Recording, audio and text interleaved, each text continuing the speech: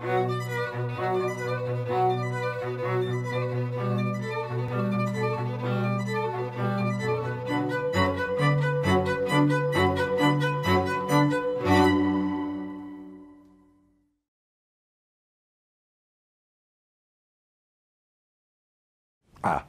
alors, un autre, effectivement, on l'aime ou on l'aime pas, mais c'est sûr qu'il aura joué un rôle considérable, compte tenu aussi du caractère personnel du pouvoir qu'il avait acquis.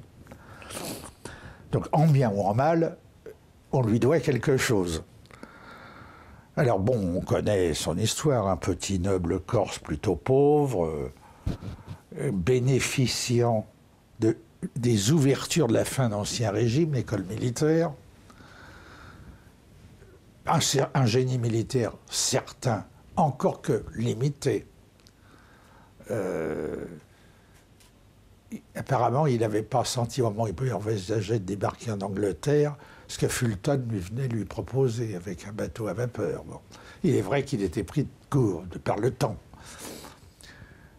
C'était un excellent officier d'artillerie, semble-t-il.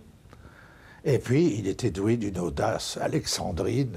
Bon, c'est vrai qu'Austerlitz, de ce point de vue, c'est une mais il y a d'autres batailles où il a été beaucoup plus médiocre. Eckmühl, ça a été une boucherie. D'ailleurs, lui-même l'a consenti. À Eylau, quelle boucherie. Et quand il envahit la bataille de Borodino ou la bataille en Espagne, là, il ne fait pas preuve de finesse. Il dit à sa cavalerie, foncez droit devant, quoi qu'il en coûte. C'est pas un génie militaire exceptionnel à ce moment-là. Alors bon, à part ça, bien sûr, l'héritier de la Révolution française, le Code Napoléon, le droit bourgeois, qui trouve son expression classique et qui va servir de modèle dans beaucoup de pays européens et ailleurs, et son Code civil. Et là, en même temps, c'est quand même un Corse, hein, c'est un Méditerranéen. Dans son Code civil, la place des femmes n'est pas brillantissime. Bon. Sinon, alors oui, non pas la haine, mais l'inimitié que lui portait Victor Hugo. 18 Brumaire, il a trahi la République. C'est un coup d'État. C'est un homme qui arrive à faire un coup d'État.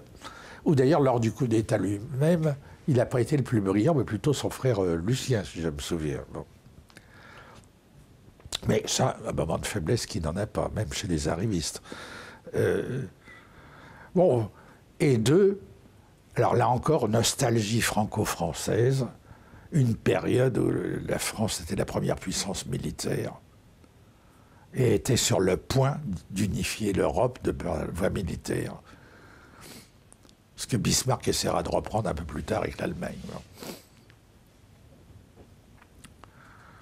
Bon voilà, sur Napoléon, pourvu que ça dure, comme disait sa mère.